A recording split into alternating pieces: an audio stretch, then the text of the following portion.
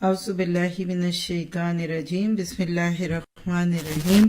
अस्सलाम वालेकुम वरहमतुल्लाहि वबरकातुहू।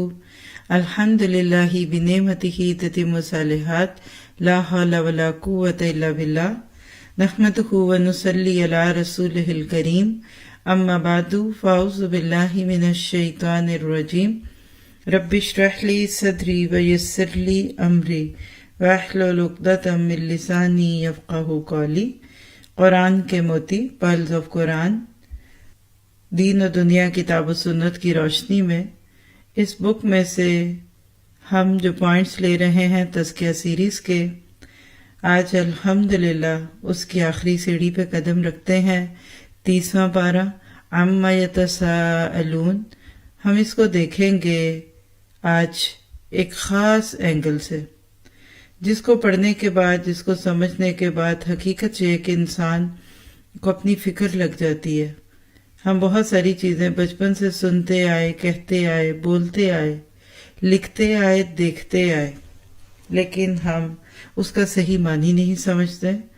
तो इसका हम टॉपिक लेंगे तज़किया नफ्स।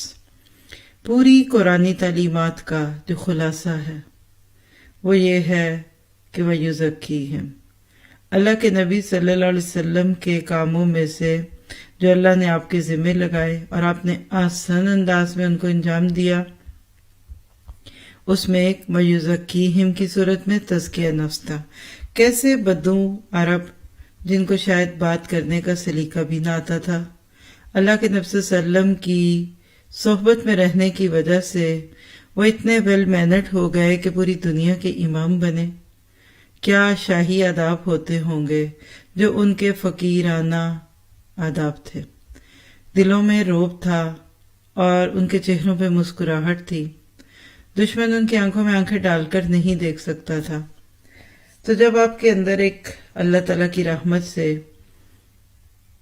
ऐसी कैफियत आ जाती है कि जिस वक्त वाकई आप महसूस करने लगते हैं कि आप अल्लाह की नज़रों में हैं, तो हकीकत है कि इंसान अल्लाह ताला का मास्टरपीस है। अल्लाह ताला ने उसको बहुत नेक सुख से पैदा किया। जब इंसान खुद को निखारता है, सजाता है, संवारता है, तो अल्लाह को अच्छा लगता है। और जो इंसान अपने आप को बिगाड़ता है वो अल्लाह को अच्छा नहीं लगता।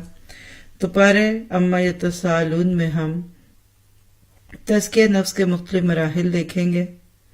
पहली बात लिखिए कि तज़किया नफ्स मुस्तकिल काम है। ये नहीं हो सकता कि आप एक दिन सुबह उठ के ब्रश करें और आपके मैंने कल कर लिया था ना, अच्छा मैंने परसों कंघी की थी ना, वो लास्ट जुमे को मैंने गुस्ल किया था। नहीं होता ना। हम सब जानते हैं कि daily, day to day life में हमें अपनी पर्सनल हाइजीन का ख्याल रखना पड़ता है। आज आप कितने ही साफ सुथरे क्यों ना हो गए, कल आपको दोबारा होना पड़ेगा। रात को सोकर जब सुबह में उठते हैं तो हर चीज़ तकाजा करती है कि उसको रिफ्रेश किया जाए। बिल्कुल इसी तरह से तज़किया नफ्स में इंसान को हर वक्त लगे रहना पड़ता है। जिसको आप कहे कि सफाई करनी नहीं, सफाई रखनी है। अच्छा बनना नहीं, अच्छा रहना है। अच्छे तरीके से इन सारी बातों को करते रहना है जिसके करने का अल्लाह ताला ने आपको मुझे हुक्म दिया। दूसरी बात तज़किया नफ्स के नाते से बहुत अहम है, और वो क्या है कि ये दो रुखा अमल है, ड्यूल एक्शन है। इसको आप माली की मिसाल से समझिए। कोई भी एक्सपर्ट गार्डनर या माली सिर्फ अच्छे बीज नहीं डालता, खाद नहीं सिर्फ डालता, बल्कि उधर उगी हुई जड़ी बूटियों को भी निकालता है, वरना तो उसकी मेहनत का बहुत बड़ा हिस्सा वो जड़ी बूटियां ले जाएंगी। जो खाद डालेगा उससे जड़ी बूटियां भी फूल के कुप्पा हो जाएंगी। बिल्कुल इसी तरह तज़किया नफ्स क्या है? अच्छाइयों को उभारना और बुराइयों को निकालना। आप सिर्फ अच्छे बनते जाएं और बुराइयां ना छोड़ें, तो ये तो ऐसे ही है कि आप एक बड़ी कीमती सी पेंटिंग लेकर आए और उसके बाद फिर आपने उसको क्या किया? गंदी दीवार पे लगा दिया। क्या वो सजती है? वो निखरती है? नहीं निखर सकती, नामुमकिन है। ہم کوئی ایک چھوٹا سا ڈیکوریشن پیس سے جانا چاہتے ہیں تو پہلے ساری دیوار صاف کرتے، گھر صاف کرتے، جب بالکل صاف ہو جاتا پھر ہم کہتے ہیں لاؤ اب ڈیکوریشن پیسز رکھو. میلے گھر میں، بکھری چیزوں میں، اور ادھر سے ادھر چیزیں بکھری، برتن بکھرے، کھانا بکھرا، کشنز بکھرے، لا کے خوبصورت سے خوبصورت پینٹنگ بھی لگا دیں گے تو نہیں سجے گی. بالکل اسی طرح جب ہم اللہ کی کتاب سیکھنے کی طرف خاص طور پہ بڑھتے ہیں نا تو ہمارے اندر کئی اچھی باتیں کرنے کا رجحان پیدا ہو جاتا ہے. ہماری عبادات بہتر ہونے لگتی ہیں، ہماری تسبیحات میں اضافہ ہونے لگتا ہے، اور اسی طرح سے ہم عمرے کے بھی شوقین ہوتے ہیں. لیکن اگر برائیاں نہ نکالی، اخلاق کی برائیاں، معاملات کی برائیاں، نفسانی برائیاں، عادت کی برائیاں، اپنی پرسنالٹی کا ڈرا بیک، اس کو دور نہ کیا تو وہ نیکیوں کا بڑھانا فائدہ نہیں دیتا. تو کیا کرنا ہے؟ نیکیوں کو بڑھانا ہے اور برائیوں کو نکالنا ہے. اب دیکھیں کہ اگر کوئی مالی ایک پودا لگائے اور ایک نکال دے، پھر ایک پودا لگائے اور ایک اور نکال دے، تو کیا کبھی کیاری بنے گی؟ باغ بنے گا؟ نہیں، وہ ایک ہی رہے گا. بالکل اسی طرح آپ نے میں نے اپنی نیکیوں کو پچھلی نیکیوں کی قیمت پہ نہیں کرنا، اور اپنی خوبیوں کو خامیوں کی وجہ سے ڈیلیٹ نہیں کروانا. کبھی کبھی نیگیٹو مارکنگ ہوتی ہے نا تو وہ نہیں کرانی. تزکیہ کیا ہے کہ اپنے آپ کو اللہ کی نگاہوں سے دیکھو. بنانے والے نے تمہیں کتنے پیار سے بنایا، کس نیک سکھ سے بنایا. اب ذرا اپنے بارے میں سوچو کہ تم اپنے آپ کو ضائع کرنا چاہتے ہو. آپ کی بنائی ہوئی کوئی پینٹنگ ہو، کوئی کھانا ہی کیوں نہ ہو، سلا ہوا کپڑا ہی کیوں نہ ہو، دوسرا آ کر اس کو خراب کر دے تو آپ کو اچھا نہیں لگے گا، برا لگے گا. آپ کہہ سکتے ہیں کہ تزکیے کا عمل میک اپ کی طرح، ہم بغیر آئینے کے کریں گے تو اور بگاڑ لیں گے خود کو. اور ہمارا آئینہ کیا ہے؟ ہمارے ساتھی، محبت کرنے والے، اچھے لوگ. اگر وہ اچھے ہوتے ہیں نا تو وہ ہمیں اور سجا دیتے ہیں. پھر انسان کے دل میں تزکیے کی خواہش بھی رہتی ہے اور وہ غافل نہیں ہوتا. اچھی صحبت کو ڈھونڈیے اور آپ دیکھیں گے کہ ایک مستقل عمل ہے، ساری زندگی کریں گے، آپ کو لوگ ملتے جائیں گے اور آپ اپنے آپ کو سنوارتے رہیں گے. پھر تزکیے کا عمل جو کہ مستقل ہے نا تو پودا ایک دم نہیں بڑھتا. ہم میں سے کوئی درختوں پہ نہیں ہوگا کہ رات کو بیج ڈلا اور صبح میں ہم تیار ہو کے آگے. بچہ بھی ماں کے پیٹ میں کئی مہینے تک پلتا ہے. اسی طرح آپ کی میری شخصیت، ہماری پرسنالٹی، یہ ساری چیزیں بننے میں ٹائم بھی لگتا ہے اور معذرت ہے کہ بگڑنے میں ایک دم ہی ہو جاتی ہیں. گو کہ لہجہ لہجہ سفر شروع ہوتا ہے. بننے کی نسبت بگڑنے کا عمل تیز ہوتا ہے، لیکن بننے والے عمل میں اگر پختگی ہو تو انسان کالے کپڑے کی طرح ہو جاتا ہے کہ جو اتنا گہرا رنگ چڑھا دیتا ہے کپڑے پہ کہ پھر کوئی اور رنگ اس کو نقصان نہیں دیتا. آپ دیکھیں گے کہ سفید کپڑا کسی سے چھو بھی جائے نا تو اس پہ کلر آ جاتا ہے. کالے رنگ کو آپ نیلے، پیلے، لال کپڑوں میں بھی دھو لیں تو بھی اس کا رنگ خراب نہیں ہوتا. تو انسان کی پرسنالٹی اتنی اسٹرانگ ہونی چاہیے کہ جیسے ماحول میں سے گزرے، برے لوگوں میں بھی رہے، جو بھی کرے اس وقت بھی اس کو فکر نہیں ہونی چاہیے کہ میرے ساتھ کیا معاملہ ہونے والا ہے اور کیسے ہوگا. پھر اس کے بعد ایک اور چیز اپنے لیے ذہن میں رکھیے کہ پودا بیج سے درخت بننے کے اندر مختلف مراحل سے گزرتا ہے نا.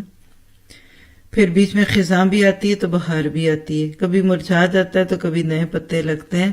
تو ساری زندگی آپ کے بھی کردار پہ مختلف رنگ ہوں گے. ہم نے پہلا پارہ شروع کیا تھا تو دعا کی تھی کہ اللہ ہمارا تزکیہ کرنا. آج ہم 30ویں پارے پہ آگئے. اللہ ہمارا تزکیہ پختہ کروا دے. اور انسان کو اپنی شخصیت کو خوبصورت بنانا ہے اگر، تو کچھ چیزیں اس کو اپنے بارے میں دیکھنی پڑیں گی. خوبصورت شخصیت کے لیے 7 بری عادات کا تزکیہ کیجیے. اپنے لیے ہدف لکھیے، گول ہے یہ، میں نے اپنے اندر سے کیا نکالنا ہے، کس چیز کو مینج کرنا ہے.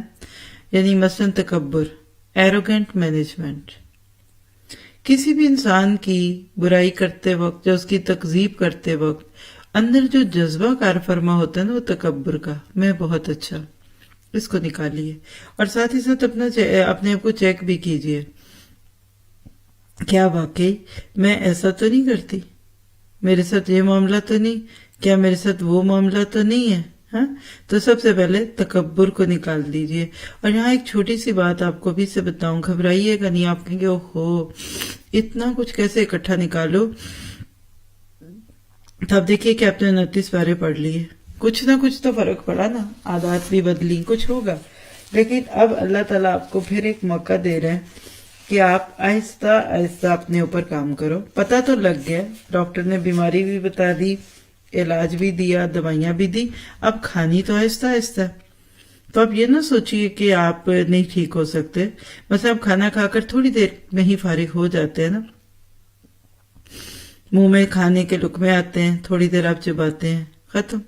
کیا پھر اس کے بعد کھانا فوراً ہضم ہوتا ہے؟ نہیں، آپ فارغ ہو گئے، آپ کے ٹیسٹ بڈز کو سکون مل گیا، ہو سکتا ہے مرچوں والا کھانا کھایا ہو تو کہیں تھوڑی دیر تک منہ بھی جلتا رہے، لیکن جو ہی کھانا معدے میں چلا جاتا ہے اس کے بعد معدے کا کام شروع ہوتا ہے، 5-6 گھنٹے میں آپ کے کھائے ہوئے کھانے کو وہ ڈائجسٹ کر کے کیسے اس کا پروسیس چلاتا ہے۔ بالکل اسی طرح قرآن پاک کو پڑھنے اور اس کی تکمیل کرنے کا سفر ایسا ہی ہے، جیسے ہم روز کھانا کھا رہے تھے، اسی طرح روح کی بھوک یہ کتاب مٹاتی ہے۔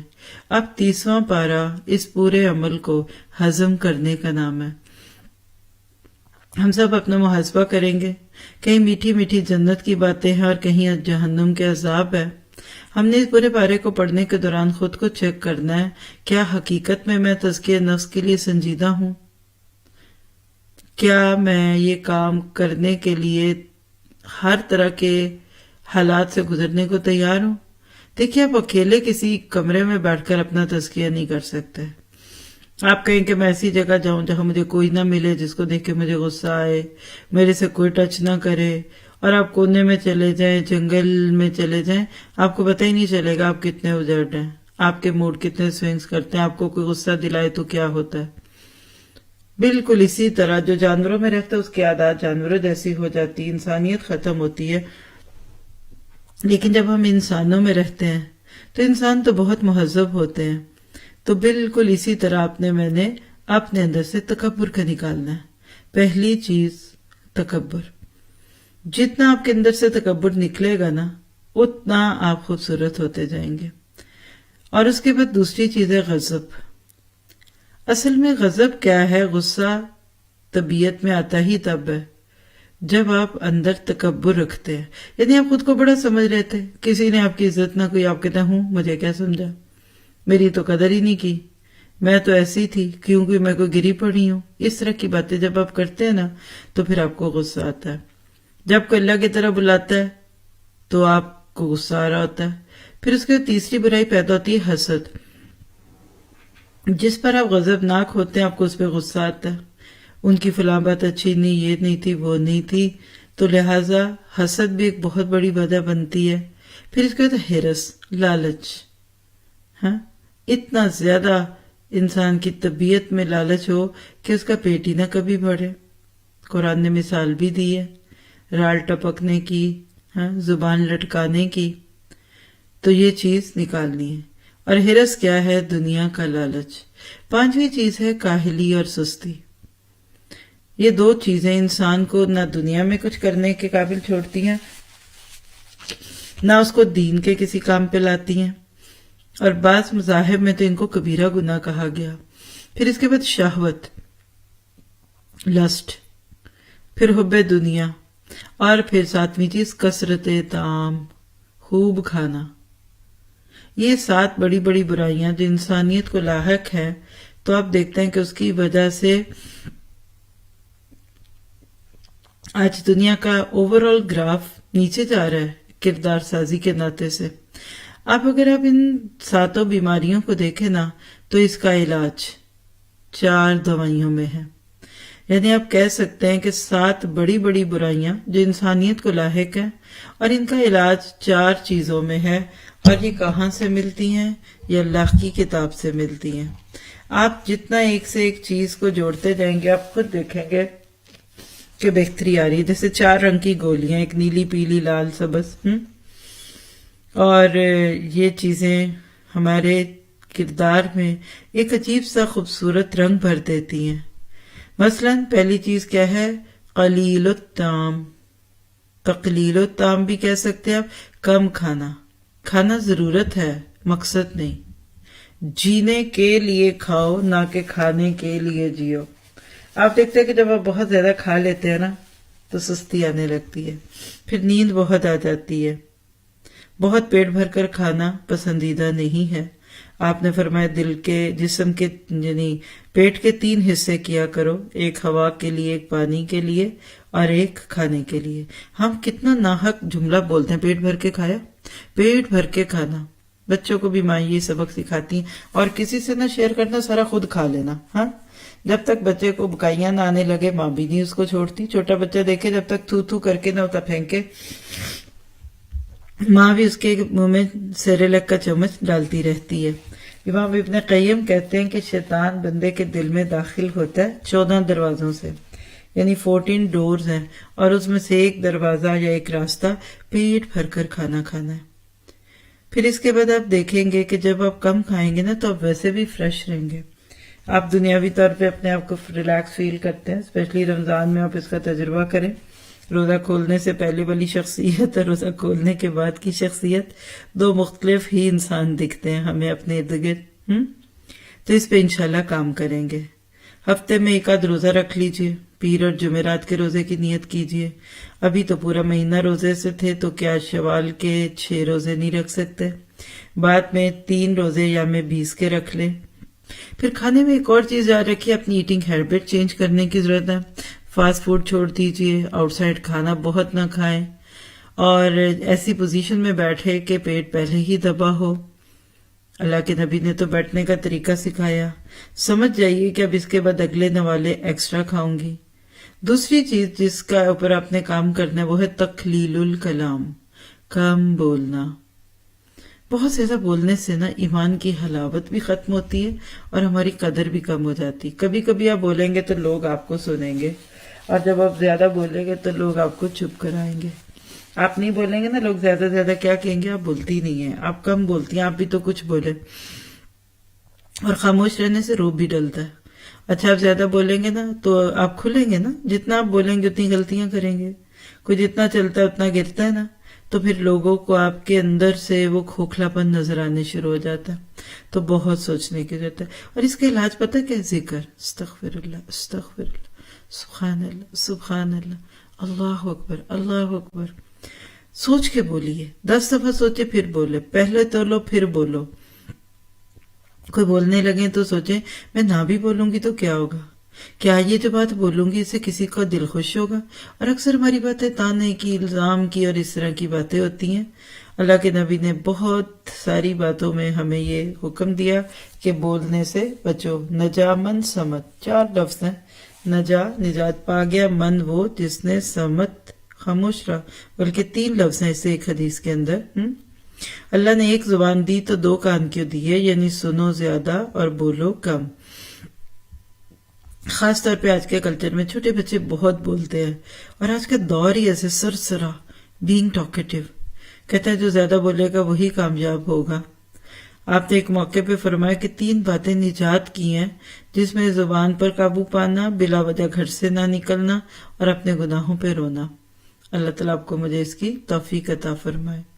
ابو ذر رضی اللہ عنہ کو اللہ کے نبی نے بہت ہی پیاری نصیحت دی تھی کہ 2 عادات ایسی ہیں جو بہت بھاری لگتی ہیں انسان پر دنیا میں، لیکن قیامت کے دن نامہ اعمال میں ان کا وزن بہت ہوگا. اور ایک کیا ہے؟ طول الصمت، طویل خاموشی، اور دوسرا حسن اخلاق. جتنا آپ خاموش رہیں گے نا اتنا آپ کو تدبر کی بھی عادت پڑ جائے گی. تو اس پہ بھی انشاءاللہ کام کریں گے. تیسری چیز جس پہ میں نے کام کرنا ہے وہ ہے کم سونا. تزکیہ نفس میں مددگار. بہت سونے سے آپ کے اندر سستی آتی ہے، آپ کی زندگی گھٹتی ہے. نیند جتنی بڑھائیں گے بڑھ جائے گی، کم کریں گے تو کم ہوگی. کم کھائیں گے تو نیند بھی کم آئے گی، کھائیں گے زیادہ تو نیند بھی زیادہ آئے گی. دیر سے کھائیں گے تو گہری نیند آئے گی، تو لہذا سونے سے کافی دیر پہلے کھانا کھا لیں۔ فجر کی نماز کے لیے دعا کر کے سوئیں کہ اللہ آپ کی آنکھ کھلوا دے، اور اس طرح سے پھر آپ اپنے آپ کو ہیلدی فیل کریں گے۔ چوتھی چیز جو ہے وہ ہے جی مخلوق کے ساتھ کم کھلنا ملنا، یعنی جس کو آپ کہہ سکتے ہیں کہ قلت کس چیز کی؟ اختلاط، کھلنا ملنا۔ ہر وقت سوشلائزنگ، اس گھر میں آج یہ ہے، اس ویکنڈ پہ وہ ہے، اب ماموں کے گھر جی، اب خالہ کے گئے، اب شادی ہونے والی، اب مہندی ہے، بکرا ونس وائل اٹس اوکے۔ لیکن اگر آپ کا لائف سٹائل بن گیا، آپ دیکھیں آپ کوئی کانکریٹ کام نہیں کر سکتے۔ جو لوگ بہت بزی ہوتے ہیں وہ یہ چیزیں افورڈ نہیں کر سکتے، کیونکہ آپ صرف 3-4 گھنٹے کے فنکشن سے نہیں آتے جاتے، اس سے پہلے اور اس کے بعد کا مائنڈ سیٹ بھی آپ کا بالکل بدل چکا ہوتا ہے۔ اور پھر آپ کب کام کریں گے جب ہر وقت خود کو ہی سہلاتے رہیں گے اور گھر گھر ہی کھیلتے رہیں گے؟ تو پھر آپ سے کام نہیں ہوگا۔ تو اللہ کے نبی نے جو حدیث بتائی تھی، تو نجات کے لیے 3 باتیں کیا ہیں؟ زبان پہ قابو پاؤ، بلا وجہ گھر سے نہیں نکلو، اور اپنے گناہوں پہ رونا۔ اور معذرت یہ ہے کہ یہ عورتوں پہ نہیں، مردوں پہ بھی بات ہے۔ مردوں کو بھی بلا وجہ بہت کچھ نہیں بولنا چاہیے، اور گھر سے باہر بلا وجہ نہیں رہنا چاہیے۔ اور آپ نے جو حضرت ابو ذر کو روایت بتائی، یعنی آپ نے جو ابو ذر سے بات کی، وہ سلسلہ صحیحہ کی 2408 میں ہے۔ آپ نے فرمایا کہ ابو ذر، کیا میں تجھے 2 خوبیوں سے آگاہ نہ کروں جن کی ادائیگی آسان ہے، لیکن وہ ترازو میں دیگر تمام نیکیوں سے بھاری ہوں گی؟ تو انہوں نے کہا کہ جی اللہ کے نبی ضرور۔ تو آپ نے فرمایا کہ حسن خلق اور طویل خاموشی کو لازم پکڑ، اس ذات کی قسم جس کے ہاتھ میں میری جان ہے، مخلوقات نے کوئی ایسا عمل نہیں کیا جو ان دونوں نیکیوں کے برابر ہو۔ تو اللہ ہمیں اس کی توفیق دے۔ آپ دیکھیں گے کہ قرآن پاک کا ذرا سا سفر شروع کرتے ہیں۔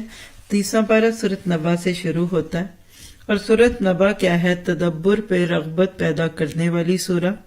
کفار شک میں پڑے ہوئے تھے قیامت آئے گی بھی کہ نہیں آئے گی، اور یہ تو صرف دھوکہ ہے۔ تو اللہ نے فرمایا اما یتساءلون، ہاں آئے گی تو لگ بتا جائے گا۔ زمین کو ایک بچھونا بنا دیا، پہاڑ کو استقامت کی تصویر بنا کر دکھا دیا۔ ہر چیز کے جوڑے ہیں، جبکہ ایک ذات ہے جس کا کوئی جوڑ نہیں، اور وہ قل هو اللہ احد، یعنی اللہ تعالیٰ کی ذات ہے۔ پھر اس میں وجعلنا نومکم سباتا کہہ دیا کہ نیند کو تمہارے لیے آرام کا ذریعہ بنا دیا۔ اللہ نے آپ کے میرے ہر معاملے کو دیکھا، کتنا زیادہ اپنے آپ کو آپ اللہ کے آگے جھکائیں کہ اس نے تو آپ کی ہر چیز میں خیر رکھی۔ تو مومن تو سوتے ہوئے بھی نیکیاں کما لیتا ہے، مومن کا تو سونا بھی عبادت ہے۔ وہ سونے سے پہلے سوچتا ہے کہ میری کوئی نماز تو نہیں جائے گی، کوئی فرض تو نہیں ہے، اور اسی طرح سنت کے مطابق سوئے گا، وہ ساری سنتیں پوری کرے گا جس میں وضو کرنا اور باقی ساری چیزیں ہیں اس کا بھی ہے۔ تو اللہ تعالیٰ کو تو بندے سے جو مطلوب ہے وہ کیا ہے کہ وہ اس کی مرضی کا بن جائے۔ پھر اس میں آپ دیکھیے کہ آیت 10 سے عمل کے کچھ نکات ہیں، یعنی لوگوں کے رازوں کا پردہ پوش بننا، جیسے رات ہمارے پردے رکھتی ہے، راتوں کو جاگنا اور دن کو سونا ختم کرنا، بلا وجہ راتوں کو جاگنا اور پھر فجر سے پہلے نیند آ جانا، یہ بھی آج ہمارے کلچر میں بہت کامن ہو رہا ہے۔ پھر اس طرح سورج اور بادلوں سے سبق لینا ہے کہ مکمل اطاعت کرو اور نفع مند بنو۔ پھر اسی صورت میں آپ کو یہ مضمون مل جاتا ہے کہ جیسے بارش کے برسنے سے سوکھی زمین ہری ہو جاتی ہے، ویسی قرآن کی بارش سے بھی مردہ دلوں کو زندگی ملتی ہے۔ آج جو دنیا میں کر کے آگے بھیجیں گے وہاں وہی پائیں گے، بما قدمت یداک۔ ہاں تو کیا پتہ چلا سورۃ نبا سے جو سبق سیکھے؟ کم کھانا، کم سونا، غور و فکر کی عادت ڈالنا، تقوی کی زندگی اختیار کرنا، اور نعمت الہی پر غور کرنا۔ آگے سورۃ نازیات ہے، فرشتوں کی کچھ ذمہ داریاں ہیں، قیامت کے کچھ مناظر ہیں، اور سرکشوں کا بدترین انجام بھی ہے، اور حب دنیا کی سزا بھی ہے۔ اور اس میں اللہ تعالیٰ نے بتا دیا کہ جس نے سرکشی اور بغاوت کی، دنیا کی زندگی کو مقدم رکھا، وَأَثَرُ الْحَيَاةَ الدُّنْيَا، ہاں تو اس کی جہنم ماں بنے گی، یعنی اس کے لیے جہنم ایسے ہوگی جیسے ماں بچے کو گود میں لیتی ہے۔ اللہ تعالیٰ ہمیں سرکشیوں سے بچا دے۔ پھر اللہ کے سامنے حاضری کا خوف، جواب دہی کا احساس، نفس کے گھوڑے کو لگام دینے کی باتیں۔ نتیجہ کیا ہے؟ جنت الماوا، جنت ماوا۔ سورۃ نازیہ سے ایک حقیقت معلوم ہوئی، اور وہ کیا کہ دنیا کی حقیقت کیا ہے کہ قیامت کے دن ایسے لگے گا کہ جیسے کَأَنَّهُمْ يَوْمَ يَرَوْنَهَا لَمْ يَلْبَسُوا إِلَّا عَشِيَّةً أَوْ ضُحَاهَا، ایک شام یا ایک صبح، ایوننگ اور مارننگ، اے ایمز اور پی ایمز، یعنی 24 آور بھی نہیں، زیادہ سے زیادہ لگے گا انسان کو تو 12 گھنٹے لگیں گے۔ اپنا محاسبہ کرتے ہیں کہ اس حقیر دنیا کے لیے رب کو ناراض کرنا چاہیے۔ موت تو آ کر رہے گی، تو اپنے لیے آج ہی جان کنی کے وقت کو ذہن میں رکھ کر اپنی موت کو آسان کرنے اور ایمان پہ خاتمہ ہونے کی دعا کرنی ہے۔ آگے سورۃ عبسہ ہے جس کے نام میں تیوری چڑھانا ہے۔ بنیادی مضمون کیا ہے کہ لوگوں سے تیوری چڑھا کر نہیں رہنا، خاص طور پہ جب تمہیں اللہ دین کے کسی کام کے لیے چن لے۔ پھر اس میں کچھ احکامات ہیں، مثلا جو ہدایت کا طلبگار ہو اسی کو توجہ دیجیے، جو لوگ ابھی ہدایت لینا نہیں چاہ رہے تو ان کے پیچھے آپ ہلکان نہ کریں اپنے آپ کو۔ پھر اپنی ہستی کو پہچاننا ہے کہ انسان کیسی بالکل معمولی سی چیز سے پیدا ہوا، قبر کو یاد رکھنے کی بات ہے۔ اور خاص طور پہ اس صورت میں یوم یفر المرء کی آیتوں میں قیامت کے وہ مناظر جس دن سگے رشتے، خون کے رشتے، ماں بچے، بھائی بہن، بیوی شوہر ایک دوسرے سے بھاگ رہے ہوں گے اور ایک دوسرے کے لیے کچھ کر نہیں سکیں گے۔ پھر آگے سورۃ تکویر ہے جس میں قیامت کے مناظر ہیں اور ہمارے لیے محاسبے کے نقطے ہیں۔ کیا میں اولاد کے قتل کا سبب تو نہیں بن رہی؟ کیا اولادوں کا روحانی قتل تو نہیں کر رہے ان کو دین سے دور کر کے؟ اور اس صورت سے محاسبے کا ایک نقطہ ملتا ہے کہ اپنے اعمال کے تھیلوں میں کیا رکھ رہے ہو، کہ تمہارے اعمال کے تھیلوں میں سوراخ تو نہیں، نیکیاں بھی کرتے ہو اور برائیاں بھی کرتے ہو تاکہ نیکیاں ساری گر جائیں۔ ہماری بھاگ دوڑ کا رخ کس جانب ہے؟ این تسخبون فین تسخبون، کدھر منہ اٹھا کر جا رہے ہو؟ اور پھر ان ہوا الا ذکر، قرآن انسانوں کے لیے ہدایت اور نصیحت ہے۔ پھر اس کے سورۃ انفطار ہے، اور یہ ساری صورتوں کا ایک ہی تھیم ہے اور وہ ہے قیامت۔ DQ22 میں ہم نے اس پارے کو قیامت کے موضوع پہ کیا ہے۔ آپ کو جب بھی موقع ملے ایک چھوٹی سی یہ سیریز تو آپ کی آج پوری ہو ہی رہی ہے، نیت کر لیجئے کہ اب سے لے کے اگلے رمضان تک تھوڑا تھوڑا کر کے ہی صحیح، ہفتے میں 1 یا 2 دفعہ کسی کلاس کی صورت میں دورہ قرآن 2022 کر لیجئے۔ چلیے رمضان میں موقع نہیں مل سکا، پورا نہیں ہوا، اس کو پورے سال میں ایک کورس کی صورت میں کر لیجئے، کیونکہ یہ موضوع ایک بار سننے کے نہیں، ان کو بار بار سننا پڑتا ہے۔ اور سورۃ انفطار میں تو قیامت کے مناظر کا ایسا انوکھا انداز ہے کہ اللہ کہتے ہیں کہ ہر بندے کو اس دن لگ بتا جائے گا کہ اس نے اپنے آگے کیا بھیجا، بما قدم و اخر، اور پیچھے کیا چھوڑا۔ رب کا بندے سے شکوہ بھی ہے اور انسانی تخلیق کے مراحل بھی ہیں۔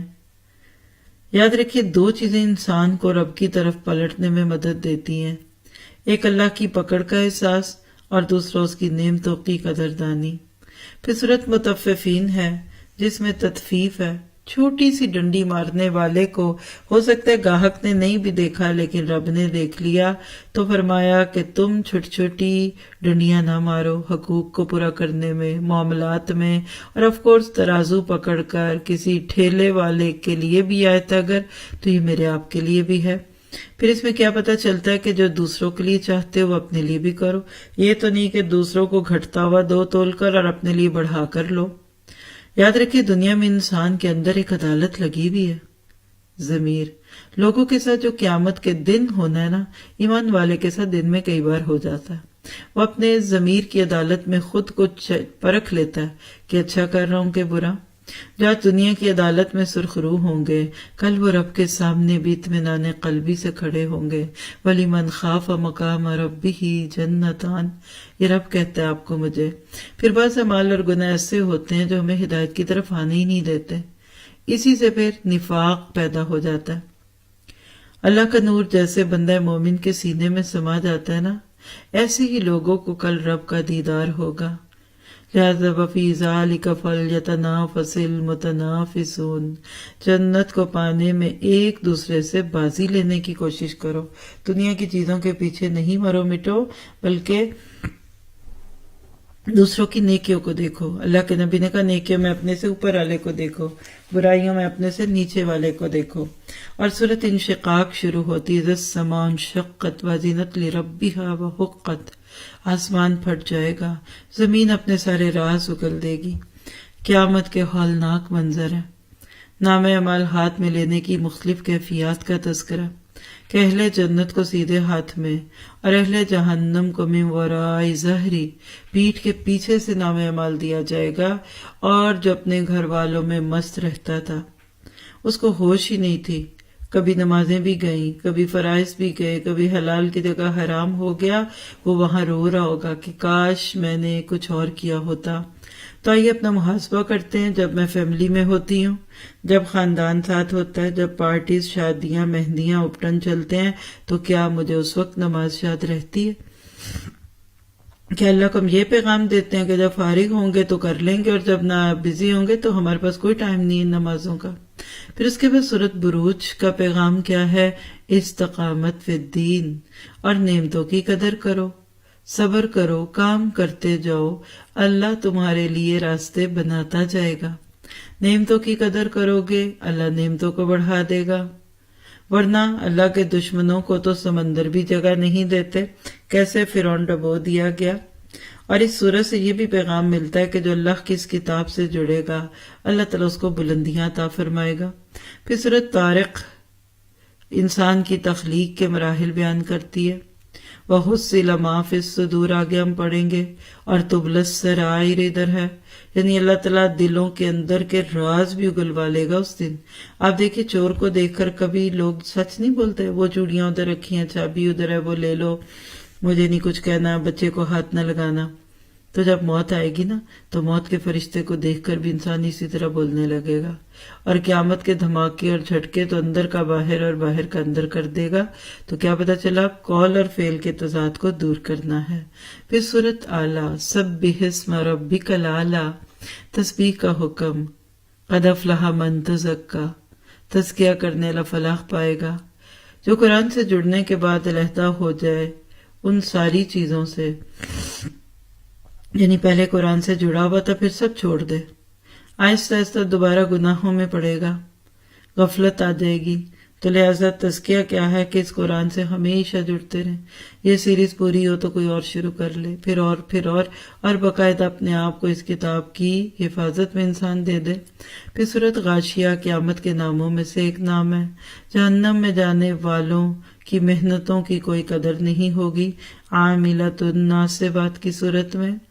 پھر اسی طرح سے جنت کے کچھ مناظر بھی ہیں صورت میں، اور اللہ کی ذات اس کام کی قدر کرتی ہے جو صرف اللہ کے لیے کیا جائے، یعنی اللہ ان چیزوں کی قدر کرتا ہے جو صرف اس کے لیے کی جائے۔ کائنات پہ غور و فکر بھی ہے، کہیں اونٹ، کہیں آسمان، کہیں زمین۔ پھر آگے سورۃ فجر میں قوموں کی تباہی کا تذکرہ ہے، اور اللہ نے کہا یہ مت سوچو کہ تمہارا رب غافل ہے، ان ربک لبالمرصاد، وہ تو ہاتھ لگائے ہوئے۔ اور پھر یا ایتھا النفس المطمئنہ، نفس مطمئنہ، موت کے وقت کی راحت۔ جس کی زندگی نفس کے اطمینان سے گزرتی ہے، اس کی موت کے وقت بھی اطمینان میں ہوتی ہے۔ اللہ ہمارے لیے جنتوں کی خوشخبریاں دنیا میں دے دے اور ہمیں اس وقت کی گھبراہٹوں سے بچائے۔ پھر اس کے سورۃ بلد کا پیغام کیا ہے کہ مشکلات کے وقت آپ کو تسلیاں دی جا رہی تھی کہ آپ اس شہر میں فاتح بن کر آئیں گے، اور آنکھ، زبان اور ہونٹوں کے تزکیے کی بات ہے۔ سورۃ شمس میں نفس کو پاک کرنے والے کے مراد ہونے کی بات ہے، اور خاک میں ملانے والا نامراد ہو گیا، اور قوم سمود کا انجام ایک مثال کے طور پہ پیش کر دیا گیا۔ پھر آگے سورۃ لیل ہے، اور تمہاری کوششیں مختلف درجے کی ہیں، ہر ایک کی کوشش مختلف ہے۔ اللہ کے راستے کی رکاوٹوں کو ہٹاتے جاؤ، تو اللہ کی محبت تمہارے دل اور جان میں بھرتی جائے گی، سرایت کرتی جائے گی۔ اور سورۃ اللیل سے کیا پتہ چلا کہ ایک وقت آئے گا کہ اللہ تم سے راضی ہو جائے گا، اللہ ہم سے بھی راضی ہو جائے۔ پھر آگے بڑی پیاری سورت دہا ہے، سختیوں کے دور میں نازل ہونے والی سورت کیا بتاتی ہے کہ نرم مزاجی سے اللہ کی مدد آتی ہے، کشادگی کا انتظار کرنا بھی عبادت ہے، کوئی بھی مشکل آ جائے تو نظریں رب پہ لگا لو۔ سورت علم نشرح کیا ہے؟ خوشیوں کا پیغام، فَإِنَّ مَعَ الْعُسْرِ يُسْرًا وَإِنَّ مَعَ الْعُسْرِ يُسْرًا، تنگی کے ساتھ آسانی ہے، آج کی تنگی کل کی کشادگی میں بدل جائے گی۔ پھر سورت 3 پہلے 2 قسم کے پھلوں یعنی والتین والزیتون کی بات ہے، آپ سبزی کہہ لیں پھل کہہ لیں، ہاں۔ پھر 3 جگہوں کی قسم، بیت اللحم جو حضرت عیسیٰ کا جائے پیدائش ہے، پھر طور سینین حضرت موسیٰ کے اللہ تعالیٰ سے ہم کلام ہونے کی جگہ، اور پھر وہذا البلد الامین اللہ کے نبی کے جائے پیدائش کی بات ہے۔ دنیا کے 3 مذاہب سے سلسلہ جوڑ دیا سورت 3 کا اللہ تعالیٰ نے، قسمیں کھا کھا کر بتایا کہ لَقَدْ خَلَقْنَا الْإِنسَانَ فِي أَحْسَنِ تَقْوِيمٍ، تمہیں بہت بڑا کام دیا، بہت بڑا مقصد دیا۔ پھر آگے سورت علق، پہلی وحی کا پیغام۔ اسلام کی بنیاد کیا ہے؟ اقرا، پہلی اینٹ پڑھو۔ ہم کہتے ہیں کل، سو جاؤ، نم، کھاؤ پیو موج کرو، ہمارا دین علم کا دین ہے۔ پھر انسان کی تخلیق کا تذکرہ ہے کہ دین کے ساتھ دنیا کو لو، علم کی اہمیت ہے، اپنی اوقات کو یاد رکھو کہاں سے پیدا کیے گئے، اور ہر علم کی بنیاد معرفت الہی ہو، چاہے سائنس پڑھو، چاہے کیمسٹری پڑھو، چاہے میتھ پڑھو، اینڈ پہ رب سے جڑ جاؤ۔ پھر قرآن کی قدر کرو، لیلۃ القدر کی شان ہے سورۃ القدر میں، ہر وہ رات شب قدر ہے جس میں آپ قرآن سے فیض یاب ہوں۔ گو کہ اصل کے اعتبار سے تو شب قدر ایک خاص رات ہے، لیکن جس رات کی آپ قدر کر لیں گے وہی آپ کے لیے شب قدر بن جائے گی۔ اور سورۃ بینہ سے پتہ چلتا ہے کہ جب تک علم نہیں آیا تھا سب ایک ہی جیسے تھے، لیکن علم کے آنے کے بعد، نبی کے آنے کے بعد سوسائٹی میں پولرائزیشن شروع ہو گئی۔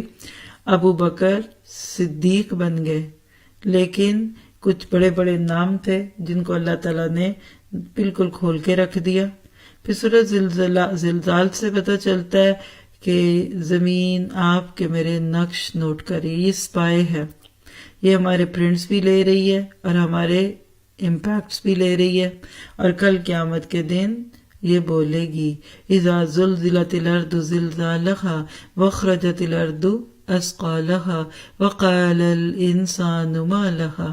پھر آگے سورۃ عادیات، اللہ کی راہ میں نکلنے والے گھوڑوں کی قسم، تو سوچیے ذرا ان گھوڑوں پر بیٹھنے والوں کی شان کیا ہوگی۔ سورۃ قاریہ کا پیغام کہ جہنم کے 7 درجے ہیں، جس میں حاویہ سب سے نچلا درجہ ہے، اور اس میں ہوا کی پیروی کرنے والے یعنی خواہش پرست لوگ آئیں گے۔ پھر سورۃ تکاثر، الہاکم التکاثر، غفلت کا سبب دنیا کی طلب۔ کبھی صبح سویرے نکلتی گاڑیوں کے رخ تو دیکھیے کس لیے نکلتے ہیں۔ اور پھر سورۃ الرس، زندگی پگھلتی ہوئی برف کا نام ہے، اس شخص پہ رحم کرو جس کا سرمایہ زندگی پگھل رہا ہے۔ نیکیوں کی بھاگ دوڑ والے ایمان لانے کے بعد تواسی بالحق اور تواسی بالصبر والے ہی بچیں گے۔ سورۃ ہمزہ سے پتہ چلتا ہے کہ تانے، الزام، چغلی یہ بری عادات ہیں، ایسی اخلاقی برائیوں کی مذمت ہے۔ پھر سورۃ فیل، اللہ تعالیٰ جس سے چاہیں اپنے کام لے لیں، اور دراصل جو کرے گا اس کا اپنا ہی فائدہ ہوگا۔ اللہ اپنے گھر کی حفاظت خود کر لے گا اور کروا لے گا، چاہے پرندوں سے کرا لے۔ پھر سورۃ قریش سے پتہ چلتا ہے کہ نعمتوں کو پانے کے بعد مزید شکر کی ضرورت ہے، لإلاف قریش۔ سورۃ ماؤن سے پتہ چلتا ہے کہ ویل للمصلین، وہ ریاکار نمازی جو دکھاوے کی نمازیں پڑھتے تھے ان کے لیے ہلاکت ہے۔ اور سورۃ کوثر سے پتہ چلتا ہے کہ دنیا کی کمی پہ ملال نہ کرو، ایک بیٹا نہیں 2 بھی چلے گئے، لوگ تانے بھی دینے لگے، لیکن اللہ آپ کو ایک ایسی خیر کثیر دے گا کہ تمہیں جنت میں جانے سے پہلے حوض کوثر کا پانی پلا دے گا، شرط یہ کہ اللہ کے فیصلوں پہ راضی رہو۔ सूरत काफिरून 2 टोक अंदाज में बात है। अब दीन पर कोई कॉम्प्रोमाइज नहीं, हुज्जत तमाम हो गई। और फिर सूरत नस्र, इज़ा जा नस्रुल्लाहि वल फतह, यानी फतह के बाद मजीद आजिज़ी, गुनाहों की माफ़ी और तौबा, अल्लाह मजीद वसअतें देगा। और सूरत लहब, दुश्मने दीन का बदतर इंजाम। सूरत अखलास, तौहीद का मुकम्मल बयान है। अल्लाह के नबी के साथियों को प्यारी थी ये सूरत इसके पैगाम की वजह से, हमें भी प्यारी है इसके इख्तिसार की वजह से और आदत की वजह से। अल्लाह हमें इसका हक अदा करने की तौफीक दे। और फिर आखिर में सूरत फलक और नास, तज़किया है, सफाई है, सुथराई है बंदे के लिए जादू टूने से। मुअव्वज़तैन, बंदे के लिए हिसार है। और मुअव्वज़तैन में उन वसवसों से पनाह मांगने का हुक्म है जो बार बार नेकी करने से इंसान को हटाते हैं। जरा सा रब्त भी देखिए, पहली सूरत अल फातिहा, आखिरी अन्नास, वहल्हम्दुलिल्लाहि रब्बिल आलमीन, अर्रहमानिर रहीम, मालिकी यौमिद्दीन था रब की बात। आखिरी में कह कुल औज़ु बिरब्बिन नास, मलिकिन नास, इलाहिन नास। आप देख रहे हैं कि दोनों का एक ही मजमून है कि अल्लाह एक है, तुम इसके बंदे बन जाओ। तो ये था एक छोटा सा ओवरव्यू। अल्लाह मेरी कमियों को दूर करे और आप सबको इससे बेहतरीन फ़ायदा उठाने की तौफीक दे। यहाँ चंद चीज़ें आपके अपने फ़ायदे के लिए कहूँगी कि आप इसी पे इक्तफा न कीजिए। ये सिर्फ एपेटाइज़र था। कुरान का इतना मुख्तसर गो थ्रू कि आप आधे घंटे में ऑलमोस्ट एक पारे से फ़ायदा उठा लें, ये भी नेमत था। अल्लाह ताला मुझसे राज़ी हो। सुब्हानक अल्लाहुम्मा व बिहम्दिका अशहदु अल्ला इलाहा इल्ला अंता अस्तगफिरुका व अतूबु इलैक। अस्सलामु अलैकुम व रहमतुल्लाहि व बरकातुहू।